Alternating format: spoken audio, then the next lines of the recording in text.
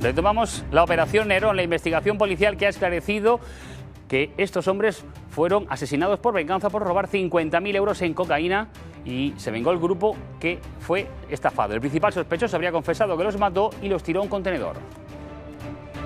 Dos particularidades tiene esta intervención. No han aparecido los cuerpos y el juzgado número 9 de Murcia, el que instruye la causa, acordó la incomunicación de los detenidos.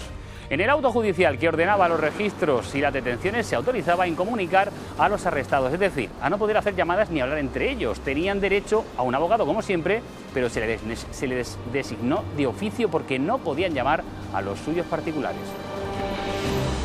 Y particularmente hay uno, el letrado Jorge Novella, que ya ha avanzado a Código 112, que va a solicitar la nulidad de esa incomunicación y habla de presiones en el marco de los interrogatorios para obtener confesiones en sede policial. Confesiones, por cierto, que fueron grabadas y que por tanto no hay errores de interpretación en las palabras porque las partes personadas podrán analizar los vídeos. Jorge Novella, abogado, sus clientes, por ejemplo, son de los que están también implicados en este asunto. ¿Qué es lo que han declarado en sede policial? Porque la investigación apunta a que ese matrimonio, los padres del principal sospechoso, habrían colaborado activamente en el engaño que derivó en el doble homicidio. Bien, según la policía, Alejo, ellos han tenido una participación, no una participación principal, pero sí accesoria. Es cierto, como bien dices, que declararon en sede policial, pero esas declaraciones no han sido ratificadas en un momento posterior en sede judicial. Además, el juzgado de instrucción número 4 el viernes acordó su libertad provisional, por lo menos las de mis dos defendidos. ¿Pero qué fue lo que declararon? Puesto que ya se ha levantado el secreto de sumario, admiten que sabían lo que iba a ocurrir. ¿Qué grado de conocimiento tienen del final dramático que sufrieron las dos víctimas, los dos desaparecidos?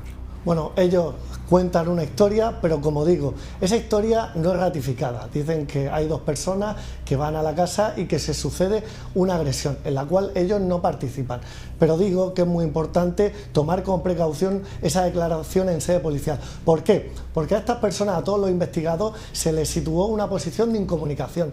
Se les privó de designar un abogado de su confianza. Se les designó un abogado de oficio. Y con cierta presión se les conminó a contar una historia. Como digo, una historia que no es ratificada posteriormente y que si esa historia fuera verídica, a tenor de la declaración del hijo de este matrimonio, se hubiera hallado algún vestigio, algún cuerpo. A día de hoy, según esta defensa, no se ha encontrado ningún cuerpo.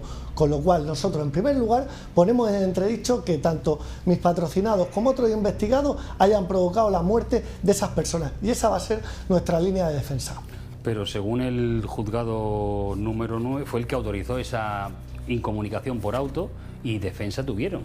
Esas grabaciones de esas confesiones estarían dentro de la legalidad sin ningún tipo de problema para la presunción de inocencia. Alejo, es cierto que esa incomunicación deriva de un auto que además estamos preparando recurso contra el mismo porque entendemos que no se dan los condicionantes para una persona de una forma tan grave acordar esa incomunicación. Y es cierto que tiene una defensa, pero ¿en qué condiciones? Porque se produce una declaración del hijo y de los padres cuando por parte de los agentes se les dice que o declaran una cosa o los padres van a ir muchos años a prisión. Por lo menos esto es lo que me transmiten a mí mis clientes. En esas condiciones, Alejo, ¿qué va a declarar? Uno reconoce hasta la muerte de Kennedy. Pues uno lo que hace es consultar con su abogado, en este caso de oficio, tal y como exige el Código español, el Código Penal español, y se deja aconsejar. Y en este caso declararon, y no solo eso, sino que está grabado. Partimos de un caso extremadamente complejo, Alejo. Piensa en la situación de tus padres detenidos, de una serie de investigados con la espada de Damocles sobre la cabeza de uno. Es cierto que tienen una defensa letrada, pero como comprenderás, y dada, como digo, la complejidad del caso, uno en estos menesteres requiere de un abogado que tenga cierta especialidad, ¿vale? Y que sea de confianza.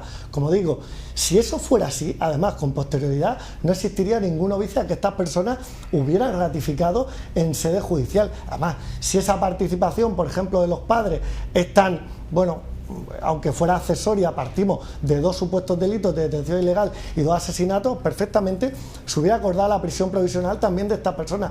Lo cierto es, como digo, que no se ha hallado ningún cadáver y que los indicios, más allá de esas endebles y de esas cuestionables declaraciones, se basan por lo menos lo que respecta a esta parte, es unos supuestos posicionamientos del móvil que, como tú comprenderás, es un indicio tremendamente endeble para mantener en una situación de prisión provisional a estas personas y por esos delitos tan graves. Sería un indicio endeble si no hubiera unas confesiones que admitiesen que llevaron a unas personas a un lugar con un motivo de engaño para una finalidad de venganza por otra presunta, un vuelco previamente.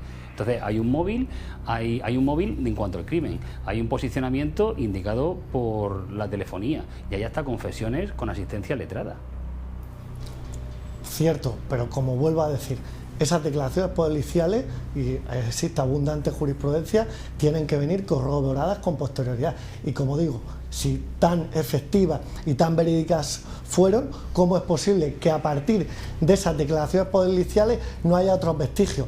También debemos entender que hoy es cuando se ha levantado el secreto de las actuaciones. Estamos en un momento incipiente. Yo creo que conforme se sucedan los días se arrojará luz.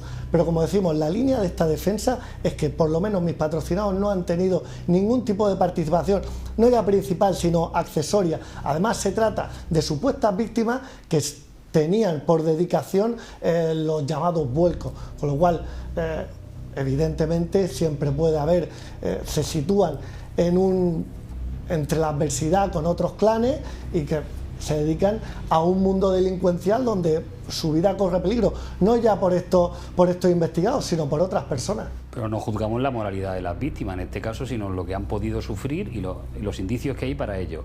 Pasando, por ejemplo, al tema de que no se han encontrado los cadáveres, según la investigación. Se ha levantado una finca, han intentado buscarlos con todo tipo de medios y no han aparecido. Sí han aparecido, al parecer, restos biológicos que están en laboratorio que concluirían que ahí es donde fueron torturados, en la finca, en una finca propiedad del hijo de sus clientes. En ese caso, ¿habría, por tanto, condena? ¿Podrían, digamos, salir indemnes si no hay cuerpo del delito o cuerpos del delito? Pues hasta ahora, por lo menos, no tiene constancia esta parte de que ese hallazgo de esos vestigios haya dado como resultado algún tipo de coincidencia con respecto a las supuestas víctimas.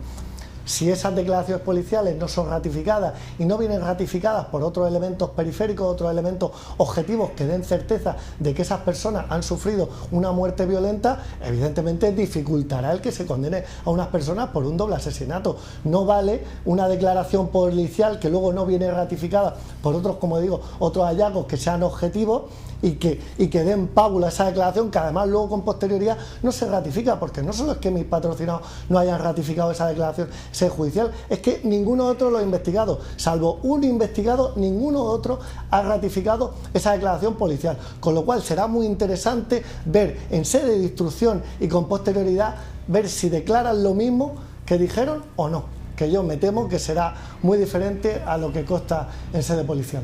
Pues estaremos atentos. Jorge Novella, abogado, muchas gracias por atendernos. A vosotros siempre, Alejo.